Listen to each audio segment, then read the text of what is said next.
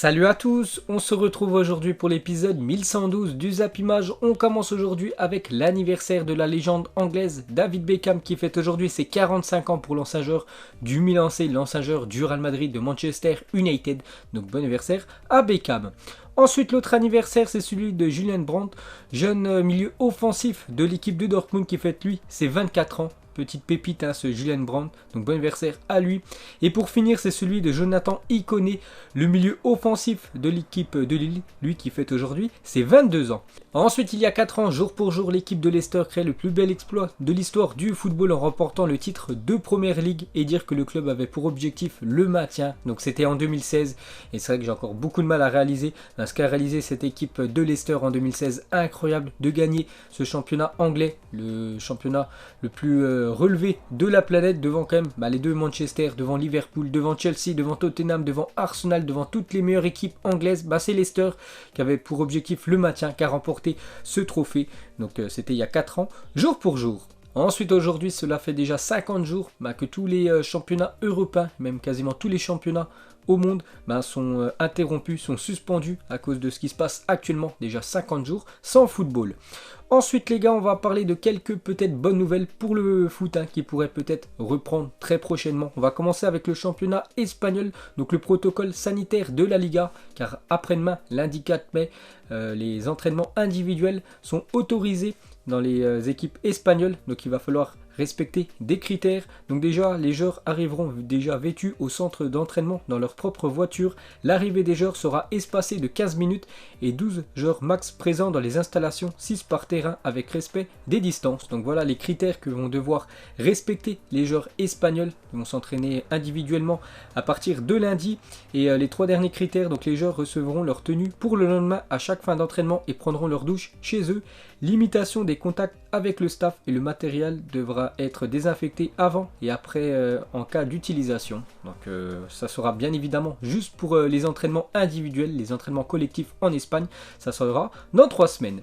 Ensuite, cette fois-ci, on va parler de l'avenir de la Première Ligue et l'ensemble des clubs anglais ont affirmé leur volonté de terminer la saison, annonce la Première Ligue. Donc les clubs sont OK pour reprendre la Première Ligue, mais maintenant la décision ultime reviendra au gouvernement anglais. Ensuite, cette fois-ci, on va parler du championnat portugais. Donc le ministre de l'économie portugais a annoncé aujourd'hui qu'une reprise des championnats professionnels était envisageable à partir de la fin mai. Donc peut-être fin du mois, reprise du championnat portugais. Donc si tout se passe comme prévu d'ici là, la Liga NOS reprendrait à partir du week-end du 30-31 mai et la finale de la Taça du Portugal devrait bel et bien avoir lieu. Donc voilà les dernières infos en provenance du Portugal. Cette fois-ci, le championnat suisse devrait reprendre le 8 juin prochain, rapporte le journal L'Équipe. Le gouvernement helvétique va prochainement donner son autorisation. Donc normalement ça va reprendre aussi dans le championnat suisse. Et on va terminer avec le championnat de Serie A. Donc les clubs de Serie A ont voté à l'unanimité la reprise du championnat. Donc c'est la même chose qu'avec la Première Ligue. Donc les clubs sont OK pour terminer la saison. Maintenant c'est le gouvernement qui va choisir. Ensuite on va parler de Cristiano Ronaldo qui pourrait faire son retour en Italie ce week-end. Donc soit aujourd'hui, soit demain, le retour de CR7 en Italie. Parce qu'actuellement ça fait plus de 1 mois et demi qu'il est au Portugal. Donc d'après Tuto Sport, donc on peut voir qu'il est toujours affûté, CR7, qui s'est bien sûr entraîné tous les jours du côté de Madère. Ensuite, pour continuer avec une déclaration de Erling Haaland, il a dit: vous pouvez voir sur le visage de CR7, aujourd'hui je suis l'homme et aujourd'hui je vais marquer des buts et c'est ce qu'il fait, c'est ce que j'aime le plus. Donc voilà ce qu'a dit Haaland sur Cristiano Ronaldo, il adore voir sa détermination avant les matchs. Ensuite, pour continuer avec le jeune norvégien Haaland, donc il a dit vexé par le comportement de Neymar, surtout sa célébration qu'il avait fait Neymar lors de la qualif du PSG cette saison pour les quarts de finale de LDC quand Neymar avait fait la célébration. Méditation de Haaland, non pas vraiment, je crois qu'ils m'ont beaucoup aidé à populariser la méditation dans le monde, alors je suis reconnaissant, ils m'ont aidé en faisant cela. Donc voilà ce qu'a dit Haaland, il n'est pas du tout rancunier. Et pour finir avec lui, il a dit: ce que je ressens quand le stade crie mon nom, c'est peut-être la meilleure sensation que j'ai jamais connue. C'est incroyable, je ne peux pas la décrire. La première fois que j'ai vu le mur jaune, j'en ai eu des frissons. Donc il est très content et se plaît très bien du côté de Dortmund. Ensuite, regardez la carte de France avec tous les clubs de Ligue 2 pour la saison 2020-2021. Donc 2 équipes qui descendent de Ligue 1 en Ligue 2. On peut voir l'Écusson de Toulouse et l'Écusson bien évidemment de Amiens qui jouera en Ligue 2 l'année prochaine. Et 2 nouvelles équipes qui ont monté en Ligue 2 pour la prochaine saison. L'équipe de Dunkerque et l'équipe de Pau tout en bas à gauche. Ensuite, cette fois-ci, regardez la carte de France des équipes de Ligue 1 pour la prochaine saison. Donc voilà où se situent les clubs de Ligue 1 pour la saison 2020-2021. Ensuite, on va parler d'un joueur du Paris Saint-Germain, champion de France cette saison. Pourtant, il a joué seulement 3 minutes avec l'équipe du PSG. C'est Ressé, donc entré à la place de Choupo-Moting à la 90e minute de jeu face à Metz, donc en août 2019.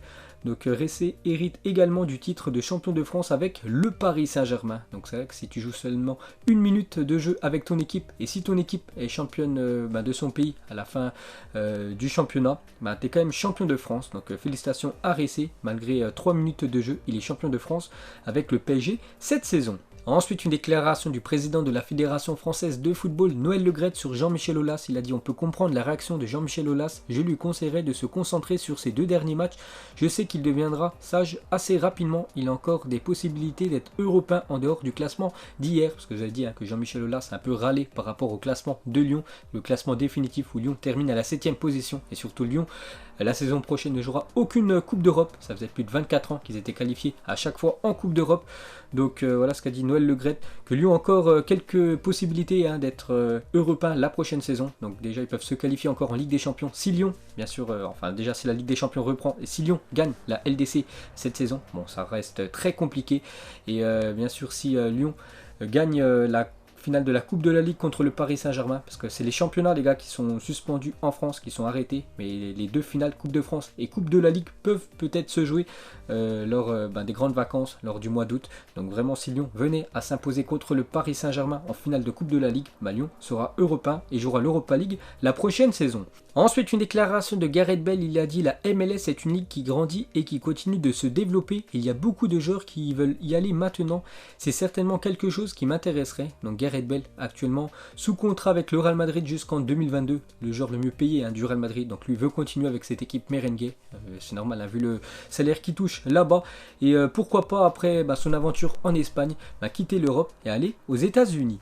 Ensuite, on va parler du Bayern Munich ne prolongera pas le prêt d'Alvaro Odriozola. Le club allemand n'a pas été convaincu par les performances du latéral espagnol qui fera donc son retour à Madrid une fois la saison terminée. Donc lui c'est simple, il a rejoint l'équipe du Bayern Munich lors du dernier mercato hivernal, c'était un prêt. Donc le problème c'est qu'il ne fait pas du tout l'affaire du côté du Bayern, donc il va revenir du côté du Real. Ensuite on va parler de Eden Hazard. On peut voir que sa rééducation se passe très bien. Le Belge a commencé à courir, à retoucher le ballon et sera dans les temps en vue d'une prochaine reprise de la Liga et de la Ligue des Champions. Donc bonne nouvelle pour l'équipe du Real Madrid qui pourra certainement récupérer Eden Hazard si la saison de Liga reprend et aussi si la saison de Ligue des Champions reprend. Donc une très bonne nouvelle pour les merengues. Ensuite, une déclaration de Marcelo lors d'un live Instagram avec Cannavaro, c'était hier. Donc il parle de son avenir. Marcelo: je ne veux pas partir et je ne pense pas que le Real Madrid veuille me laisser partir. Depuis que je suis arrivé ici avec ma famille, j'ai une histoire incroyable. La Juventus, parce que la Juventus, on a entendu des rumeurs qu'elle était prête à faire une offre pour Marcelo. Je ne sais pas si elle me veut. Donc voilà ce que dit Marcelo. Il est très bien au Real Madrid et compte encore rester pas mal d'années avec le club merengue. Ensuite, hier, FIFA a dévoilé l'équipe de la saison côté Premier League. Donc en fait, c'est les meilleurs joueurs du championnat anglais pour cette saison 2019-2020. Donc on peut voir des énormes noms comme Kevin De Bruyne, Virgil van Dijk ou même Sadio Mané. Donc regardez cette équipe monstrueuse.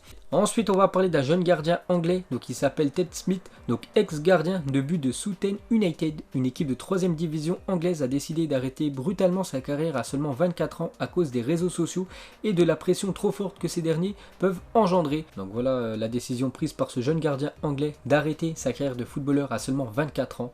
Donc c'est quand même très triste pour lui. Ensuite, on va parler de Nabil Fekir, ne souhaiterait pas quitter le Betis Séville cet été selon le journal Marca en Espagne. Donc il se plaît très bien en Andalousie.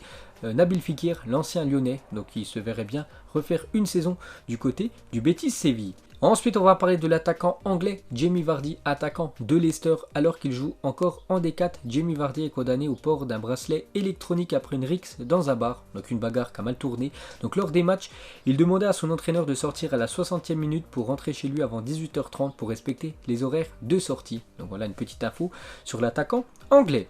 Ensuite, les gars, une déclaration de Kylian Mbappé à son arrivée en 2017 du côté du Paris Saint-Germain. Pourquoi j'ai choisi le Paris Saint-Germain et pas le Real Madrid? Parce que le Real Madrid le voulait aussi en 2017, mais le crack français a préféré rejoindre cette équipe du Paris Saint-Germain. Donc il a dit parce que c'est l'équipe de ma ville. N'oubliez pas que Kylian Mbappé est originaire de la ville de Bondy, donc dans la région parisienne. C'est pour ça qu'il a préféré le PSG au Real. Ensuite, Ivan Rakitic a proposé qu'on rebaptise la Masia au nom d'Andrés Iniesta. Donc la Masia, c'est le centre de formation du FC Barcelone.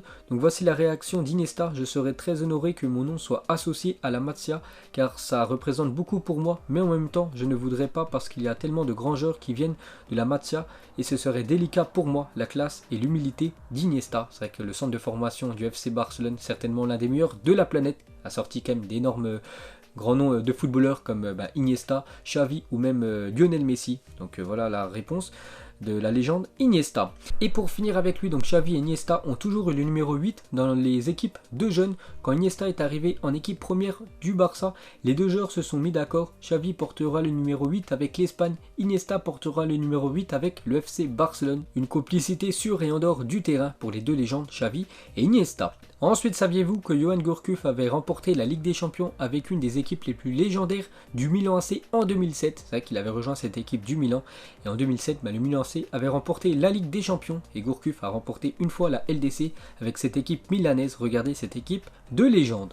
Ensuite, une déclaration de Jamie Carragher, ancien défenseur anglais de l'équipe de Liverpool, et il parle de son ancien collègue Fernando Torres du côté des Reds. Je pense que pendant 18 mois à Liverpool, Torres a été le meilleur attaquant du monde. Ensuite, cela a été plus compliqué et ce que je veux dire par là, c'est que je savais que nous avions joué un mauvais tour à Chelsea lorsqu'il a été vendu. Donc déjà, Liverpool avait acheté 30 millions d'euros à l'équipe de l'Atlético Madrid en 2007. Donc il avait signé 4 ans. Donc les 2 premières années de Torres du côté de Liverpool. Donc, regardez, Carragher le dit, c'était le meilleur attaquant du monde. Et surtout, c'était l'attaquant de l'Espagne qui avait gagné la Coupe du Monde, qui a gagné l'Euro. Donc il était très fort, l'attaquant espagnol. Et les 2 dernières années, donc il était sur le déclin. Il était de plus en plus mauvais, Torres. Et Liverpool a quand même réussi à le vendre 50 millions d'euros à l'équipe de Chelsea. Donc ils ont fait une plus-value de 20 millions d'euros alors qu'il était sur le déclin. Et après, ça a été très compliqué pour l'attaquant espagnol du côté des Blues. Donc ensuite il a été vendu seulement 10 millions d'euros à l'équipe de l'AC Milan quelques saisons plus tard. Ensuite, regardez le podium des joueurs en activité ayant réussi le plus de dribbles en Ligue 1 depuis la saison 2017-2018 et sans surprise c'est Neymar en première position, 307 dribbles réussis pour la star brésilienne devant Houssem Aouar et Max-Alain Gradel. Ensuite, cette action légendaire de Luis Suarez, ça restera dans l'histoire du football lors de la Coupe du Monde 2014 en Italie-Uruguay et la morsure de Luis Suarez sur le défenseur Chiellini. Et pour finir ce Zap Image, donc si vous pouviez poser une seule question à votre joueur préféré, ça serait quoi? Précisez votre joueur favori. Donc vous mettrez tout ça en commentaire. Donc voilà les gars, la fin de ce Zap Image 1112. Donc si ça vous a plu, un petit like et je vous ferai l'épisode 1113 demain. Donc moi je vous laisse et je vous dis à la prochaine comme d'habitude. Ciao à tous!